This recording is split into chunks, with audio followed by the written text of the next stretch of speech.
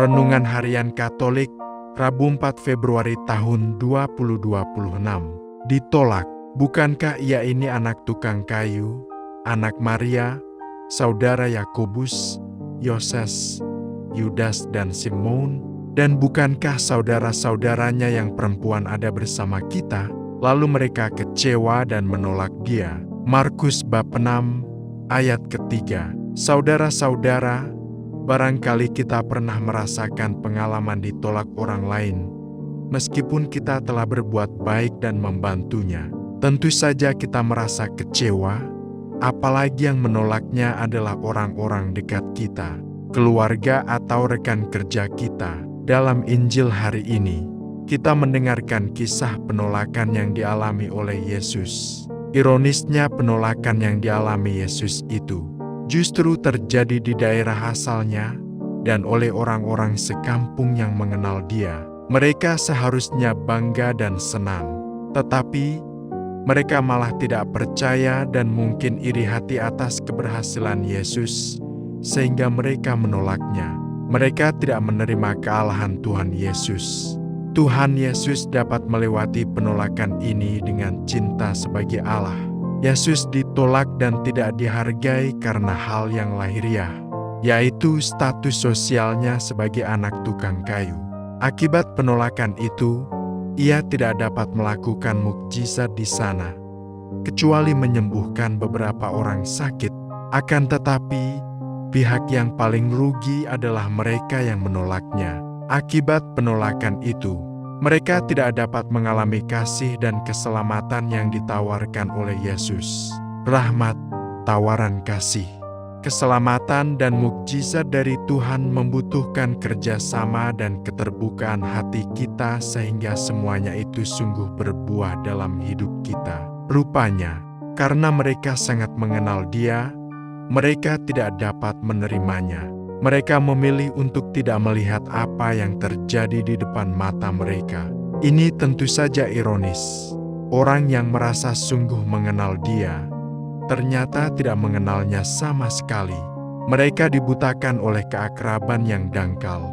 Maka ia berkata, seorang nabi dihormati di mana-mana, kecuali di kampung halamannya, di antara kaum keluarganya dan di rumahnya. Jebakan keakraban dengan situasi atau orang seringkali membuat kita mudah jatuh. Betapa sering kita gagal mengenali suara Tuhan yang berbicara lewat orang yang kita jumpai setiap hari, orang yang kita kenal. Padahal, Tuhan dapat berbicara kepada kita melalui siapa saja, Katolik atau bukan, kerabat, teman, pembantu, anak kita sendiri, orang asing, berpendidikan atau tidak berpendidikan. Seringkali kita pun sulit mengenali kehadiran Allah, baik karena terlalu akrab, terlalu sombong, maupun terlalu sibuk. Karena itu, melalui kisah dalam bacaan-bacaan hari ini, kita diajak untuk membuka hati, mengenali Tuhan dalam kesederhanaan, dan bertobat dari kelekatan kita pada kekuatan sendiri. Di sanalah kasih dan penyembuhan Allah menjadi nyata. Hari ini peringatan Santo Yohanes de Brito. Yohanes de Brito, misioner Yesuit yang mengabdikan hidup untuk Kristus. Lahir 3 Maret tahun 1647 di Lisbon, Portugal. Yohanes de Brito berasal dari keluarga bangsawan dan tumbuh dalam lingkungan istana. Namun panggilan Tuhan lebih kuat. Ia meninggalkan hidup mewahnya, hidup dalam kesederhanaan demi menyebarkan Injil. Setelah menyelesaikan pendidikan dan ditahbiskan sebagai imam, Yohanes de Brito bergabung dalam Serikat Yesuit menjadi misionaris di India tahun ke-1673. Pada 4 Februari tahun 1693 ia dihukum mati dengan cara dipenggal. Yohanes de Brito wafat sebagai martir, memberikan kesaksian terakhirnya akan cinta Kristus. Yohanes de Brito dikanonisasi sebagai santo pada tahun 1947 oleh Paus Pius ke-12. Yohanes de Brito dikenal sebagai pelindung para misionaris. Marilah kita bersyukur apabila mengalami penolakan sebab kita diajak untuk semakin kudus.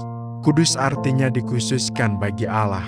Hidup kita adalah dikhususkan bagi Allah berkat pembaptisan kita. Maka marilah kita kejar kekudusan. Pengalaman ditolak adalah pengalaman manusiawi. Tuhan, mampukanlah kami mengenali suara-Mu dalam diri orang di sekitar kami. Demikian renungan hari ini. Selamat beraktivitas. Semoga semuanya lancar, sukses, serta selamat. Tuhan memberkati.